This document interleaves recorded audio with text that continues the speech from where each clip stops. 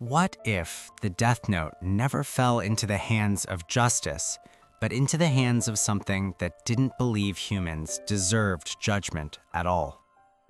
The Death Note was created to judge humanity, to separate good from evil, to punish.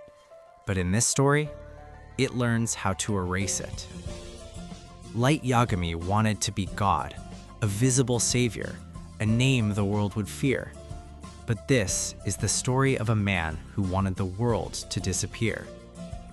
East Germany, behind cold concrete walls, there was a place designed not to educate children, but to erase them. Kinderheim 511.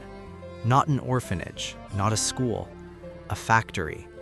A system built to strip children of identity, to remove emotion, and to rebuild them as obedient tools. Names were dangerous. Individuality was a flaw. Humanity was a defect to be corrected. This was not a place where souls were born. It was a place where they were removed. One afternoon, a black notebook fell from a gray, indifferent sky. No thunder, no divine warning. It landed quietly, like trash in a world already used to disposal. A boy noticed it. Johann Liebert. He didn't pick it up with ambition. He didn't feel chosen. He picked it up with hollow curiosity. Inside the notebook was a rule that would terrify any human. The human who uses this note can neither go to heaven nor hell. To most people, this was a fate worse than death. To Johann, it was familiar. He had never believed in heaven, and hell had already been his classroom. The notebook didn't threaten him, it described him. To Johann, the Death Note wasn't a weapon, it was an eraser. Johann didn't test the notebook immediately. That was the difference. Light Yagami tested power. Johann studied absence. Kinderheim 511 didn't need murder. It was already decaying. Children disappeared without records. Abuse went undocumented.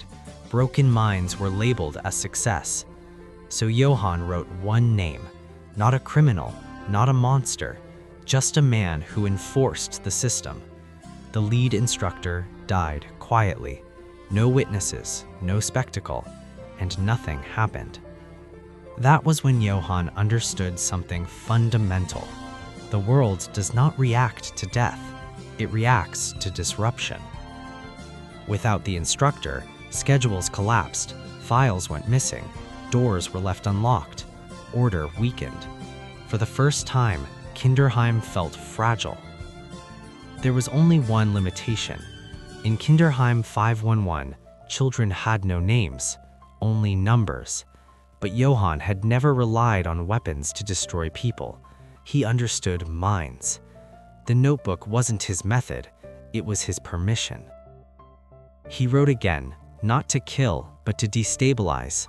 A director who could no longer distinguish memory from hallucination. A guard who became convinced the children were conspiring against him. A supervisor who no longer trusted his own reflection.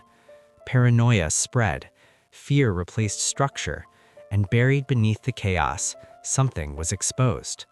A sealed archive, a list, real names. Johann didn't act immediately. He memorized them, and then he waited. Because Johann didn't want obedience, he wanted collapse. He wrote that one child would hide the notebook, another would believe his friends were demons in disguise, another would become certain that violence was the only path to survival. He didn't command murder, he planted certainty.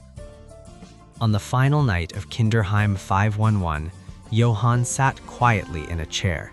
He didn't speak, he didn't move, he watched. Trust dissolved, fear became logic, children turned on each other. Every scream, every betrayal, every death, already written. When the building burned, Johann walked out untouched. Behind him was not an orphanage, it was an idea erased. A graveyard of numbers that finally had names, written in blood. 10 years later, Europe is haunted by something it cannot define. There is no Kira, no broadcast, no symbol, only gaps. Officials who investigate certain institutions vanish. Priests who remember a nameless boy die in accidents. Documents rewrite themselves. History develops blind spots. Johann Liebert becomes a perfect man, polite, charming, forgettable. He doesn't want followers. He doesn't want fear. He wants absence. Light Yagami wanted to build a new world. Johann was cleaning the old one, slowly, methodically, removing everything the world claimed was unnecessary. Somewhere, a brilliant mind tried to find a pattern. But how do you catch something that leaves no message, claims no ideology, and does not want to be remembered? If Light Yagami was a storm, Johann Liebert was a disease, silent, invisible, fatal, long before symptoms appear.